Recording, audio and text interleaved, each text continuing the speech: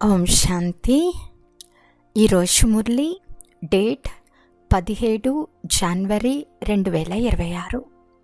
బాబా చెప్తున్నారు, మధురమైన పిల్లలు, ఈ భారతదేశము స్వర్గంగా ఉన్నప్పుడు మీరు సంపూర్ణ వెలుగులో ఉండేవారు. ఇప్పుడు ఇది అంధకారము, మళ్ళీ వెలుగులోకి వెళ్ళండి.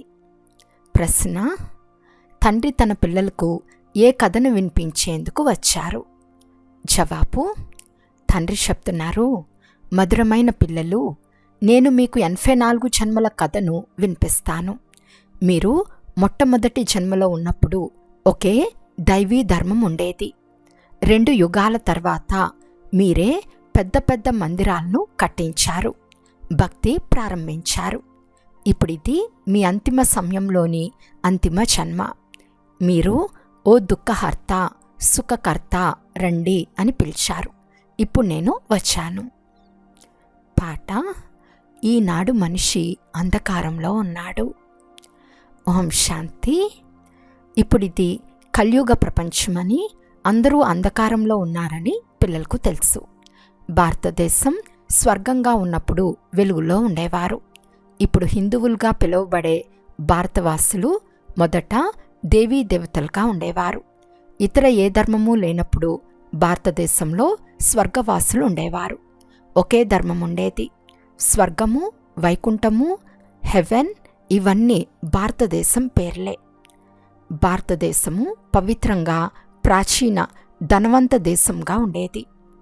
ఇప్పుడు కలియుగంలో భారతదేశము నిరుపేదగా ఉంది. ఇప్పుడు అంధకారంలో ఉన్నామని, స్వర్గంలో ఉన్నప్పుడు వెలుగులో ఉండేవారమని మీకు తెలుసు. స్వర్గంలో రాజరాజేశ్వరుడు, రాజరాజేశ్వరిగా శ్రీ లక్ష్మీనారాయణులు ఉండేవారు. దానిని సుఖధామము అని అంటారు. తండ్రి ద్వారానే మీరు స్వర్గ వారసత్వాన్ని తీసుకోవాలి. దానిని జీవన్ముక్తి అని కూడా అంటారు.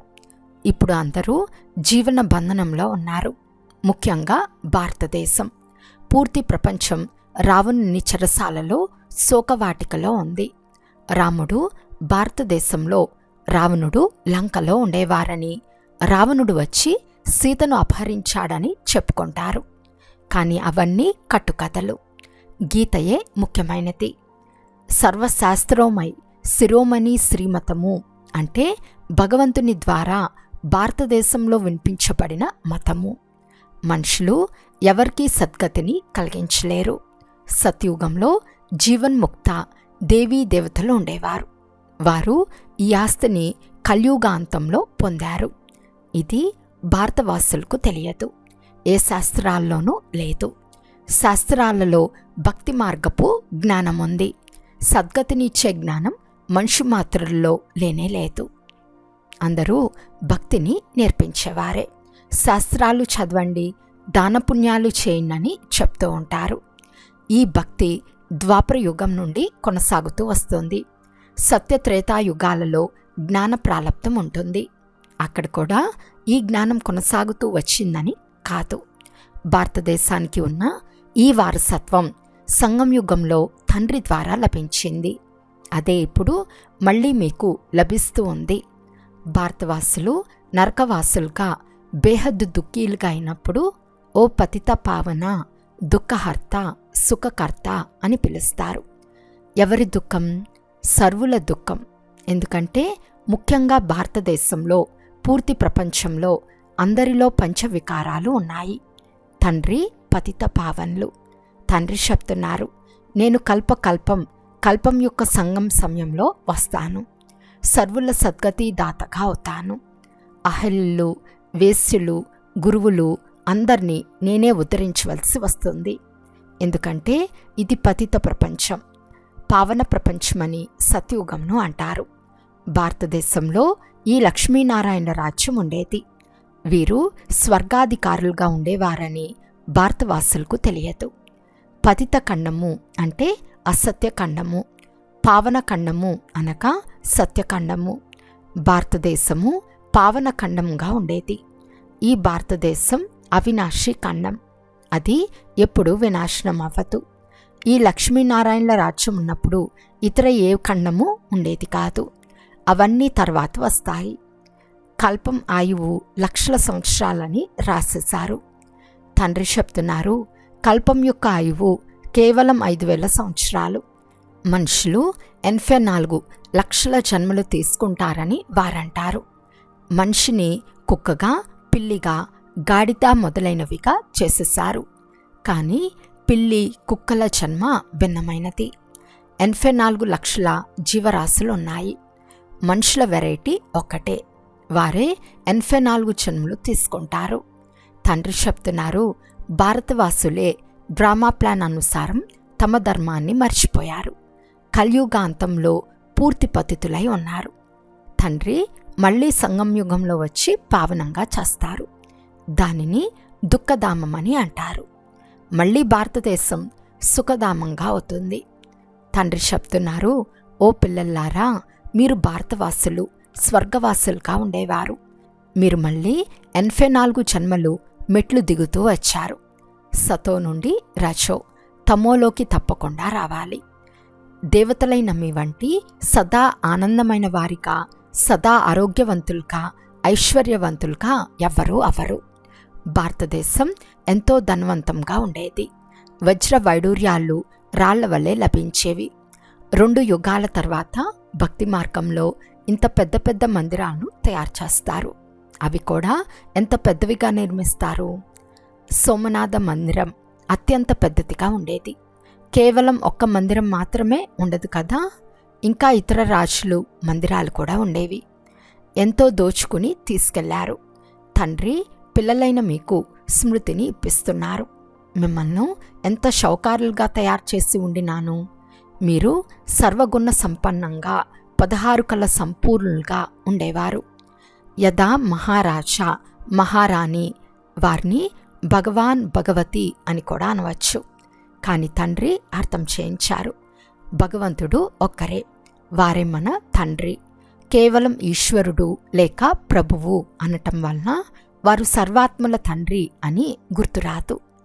తండ్రి కూర్చుని కథను వినిపిస్తారు. ఇది మీ అనేక జన్మల అంతిమ జన్మ. ఇది ఒక్కరి విషయం కాదు. యుద్ధ మైదానం మొదలైనవేవీ లేవు. తమ రాజ్యం ఉండేదని భారతవాసులు మర్చిపోయారు. సత్యుగం ఆయువును చాలా పెద్దదిగా చేసినందున చాలా దూరంగా తీసుకెళ్లారు. తండ్రి వచ్చి అర్థం చేయిస్తున్నారు, మనుషులను భగవంతుడని అనలేరు. మనిషి ఎవరికీ సద్గతిని కలిగించలేరు. సర్వుల సద్గతి దాత, పతితుల పావనకర్త ఒక్కరే అను సామెత కూడా ఉంది. సత్యఖండాన్ని స్థాపించే సత్యమైన తండ్రి ఒక్కరే. పూజలు కూడా చేస్తారు. కానీ భక్తి మార్గంలో మీరు ఎవరి పూజలు చేస్తూ వచ్చారో వారిలో ఒకరి జీవిత చరిత్ర కూడా తెలియదు. అందుకే తండ్రి తెలియచేస్తున్నారు, మీరు శివ జయంతిని జరుపుకుంటారు కదా. తండ్రి నూతన ప్రపంచ రచయిత. వారు హెవెన్లీ గాడ్ ఫాదర్. అనంతమైన సుఖంను ఇచ్చేవారు. సత్యుగంలో చాలా సుఖముండేది. దానిని ఎవరు ఎలా స్థాపించారు? ఇది తండ్రి కూర్చుని తెలియచేస్తారు. నరకవాసులను స్వర్గవాసులుగా చేయటం, లేక భ్రష్టాచారులను శ్రేష్టాచార దేవతలుగా చేయటం, ఈ కర్తవ్యం తండ్రిదే. తండ్రి చెప్తున్నారు, నేను పిల్లలైన మిమ్మల్ని పావనంగా చేస్తాను. మీరు స్వర్గాధిపతులుగా అవుతారు. మిమ్మల్ని పతితులుగా ఎవరు తయారు చేస్తారు? ఈ రావణుడు. దుఃఖం కూడా ఈశ్వరుడే ఇస్తారని మనుషులు అంటారు. తండ్రి చెప్తున్నారు, నేను సర్వలకు ఎంత సుఖంనిస్తాను అంటే మళ్ళీ మీరు అర్థకల్పం వరకు తండ్రిని స్మృతియే చేయరు. మళ్ళీ ఎప్పుడైతే రావణ రాజ్యంగా అవుతుందో అప్పుడు అందరినీ పూజ చేయటం మొదలు పెడతారు. ఇది మీ అనేక జన్మల అంతిమ జన్మ. మేము ఎన్ని జన్మలు తీసుకున్నాము అని పిల్లలు అడుగుతారు. బాబా చెప్తున్నారు, మధురాతి మధురమైన భారతవాసి ఆత్మల్లారా, ఇప్పుడు నేను మీకు బేహద్ వారసత్వంను ఇస్తాను. పిల్లలు, మీరు 84 జన్మలు తీసుకున్నారు. ఇప్పుడు మీరు 21 జన్మలకు తండ్రి నుండి వారసత్వాన్ని తీసుకునేందుకు వచ్చారు. అందరూ కలిసి ఒకేసారి రాలేరు. సత్యుగ సూర్యవంశ పదవిని మళ్ళీ మీరే తీసుకుంటారు. అనగా సత్యమైన బాబా ద్వారా నరుని నుండి సత్యనారాయణునిగా అయ్యే జ్ఞానం వింటున్నారు. ఇది జ్ఞానము, అది భక్తి. శాస్త్రాలు మొదలైనవన్నీ భక్తి మార్గానికి చెందినవి. అవి జ్ఞాన మార్గాన్వి కావు. ఇది ఆధ్యాత్మిక జ్ఞానము. సుప్రీం ఆత్మ వచ్చి జ్ఞానంనిస్తారు. పిల్లలు ఆత్మాభిమానులు కావవలసి వస్తుంది. స్వయాన్ని ఆత్మగా భావించి నన్నొక్కరినే స్మృతి చేయండి. తండ్రి అర్థం చేయిస్తున్నారు. ఆత్మలోనే మంచి లేక చెడు సంస్కారాలు ఉంటాయి. దాని అనుసారంగానే మనుషులకు మంచి లేక చెడు జన్మలు లభిస్తాయి. తండ్రి కూర్చుని అర్థం చేయిస్తున్నారు. పావనంగా ఉండిన ఇతనే అంతిమ జన్మలో పతితమైనాడు. తతత్వం. తండ్రినైన నేను ఈ పాత రావణ ప్రపంచంలో పతిత ప్రపంచంలో రావాల్సి వస్తుంది. మళ్ళీ ఎవరు నంబర్ 1గా అవుతారో వారి తనువులో వస్తాను. సూర్యవంశీలే పూర్తి 84 జన్మలు తీసుకుంటారు. ఇతను బ్రహ్మ, వీరు బ్రహ్మవంశీ బ్రాహ్మణులు. తండ్రి ప్రతిరోజు అర్థం చేయిస్తూ ఉంటారు. రాతి బుద్ధిని పారస్ బుద్ధిగా చేయటం పిన్నమ్మ ఇల్లంత సులభం కాదు. ఓ ఆత్మలారా, ఇప్పుడు ఆత్మాభిమానులు కావండి. ఓ ఆత్మలారా, ఒక్క తండ్రినే స్మృతి చేయండి. రాజ్యం కూడా స్మృతి చేయండి. దేహ సంబంధాలను వదిలేయండి. అందరూ మరణించవలసిందే. ఇప్పుడు అందరిది వానప్రస్థావస్థే. ఒక్క సద్గురు తప్ప ఇతరులెవ్వరూ సర్వుల సద్గతి దాతగా ఎవ్వరూ అవలేరు. తండ్రి చెప్తున్నారు, ఓ భారతవాసులైన పిల్లలు, మొట్టమొదట నా నుండి విడిపోయింది మీరే. ఆత్మలు పరమాత్మ చాలా కాలం వేరుగా ఉండినారు అని పాడతారు. మొదట భారతవాసి దేవీ దేవతా ధర్మస్థులైన మీరే వచ్చారు. ఇతర ధర్మాల వారికి కొద్దిగానే జన్మలుంటాయి. పూర్తి చక్రం అంతా ఎలా తిరుగుతుందో తండ్రే కూర్చుని అర్థం చేయిస్తున్నారు. ఎవరు ధారణ చేయరో వారికి కూడా ఇది చాలా సులభం. ఆత్మలే ధారణ చేస్తాయి. పుణ్యాత్ములుగా పాపాత్ములుగా అవుతాయి కదా. ఇది మీ 84వ అంతిమ జన్మ. మీరందరూ వానప్రస్థ అవస్థలో ఉన్నారు. వానప్రస్థంలో ఉండేవారు మంత్రం తీసుకునేందుకు గురువులను ఆశ్రయిస్తారు. మీకిప్పుడు దేహదారి గురువులను ఆశ్రయించే అవసరం లేదు. మీకందరికీ నేను తండ్రి, టీచర్, గురువును. నన్ను ఓ పతిత పావన శివ్ బాబా అని పిలుస్తారు. ఇప్పుడు స్మృతి వచ్చింది. సర్వాత్మలకు వారు తండ్రి. ఆత్మ సత్యమైనది, చైతన్యమైనది. ఎందుకంటే ఆత్మ అమరమైనది. సర్వాత్మల్లో పాత్ర నిండి ఉంది. తండ్రి కూడా సత్యమైనవారు, చైతన్యమైనవారు. వారు మనుష్య సృష్టికి బీజరూపమైనందున నాకు పూర్తి వృక్షం యొక్క ఆది మధ్యాంతాలు తెలుసు అని చెప్తున్నారు. అందుకే నన్ను జ్ఞానసాగర్లు అని అంటారు. మీలో కూడా పూర్తి జ్ఞానం ఉంది. బీజం నుండి వృక్షం ఎలా వెలువడుతుంది? వృక్షం పెరిగేందుకు సమయం పడుతుంది కదా. తండ్రి చెప్తున్నారు, నేను బీజ రూపంను. అంతిమంలో పూర్తి వృక్షం శిథిలావస్థకు చేరుకుంటుంది. ఇప్పుడు చూడండి, పునాది అయిన దేవీ దేవతా ధర్మం లేదు, అదృశ్యమైపోయింది. దేవతా ధర్మం అదృశ్యమైపోయినప్పుడు తండ్రి రావాల్సి వస్తుంది. ఒకే ధర్మంను స్థాపన చేసి మిగిలిన వాటన్నిటినీ వినాశనం చేయిస్తారు. ప్రజాపిత బ్రహ్మ ద్వారా తండ్రి ఆది సనాతన దేవీ దేవతా ధర్మాన్ని స్థాపన చేయిస్తున్నారు. ఇదంతా తయారైన డ్రామా. ఇది అంతం కాదు. తండ్రి అంతిమ సమయంలో సృష్టి ఆది మధ్య అంతముల జ్ఞానంను వినిపించవలసినప్పుడు తండ్రి వస్తారు. కనుక సంగం యుగంలోనే వస్తారు. మీకు తండ్రి ఒక్కరే.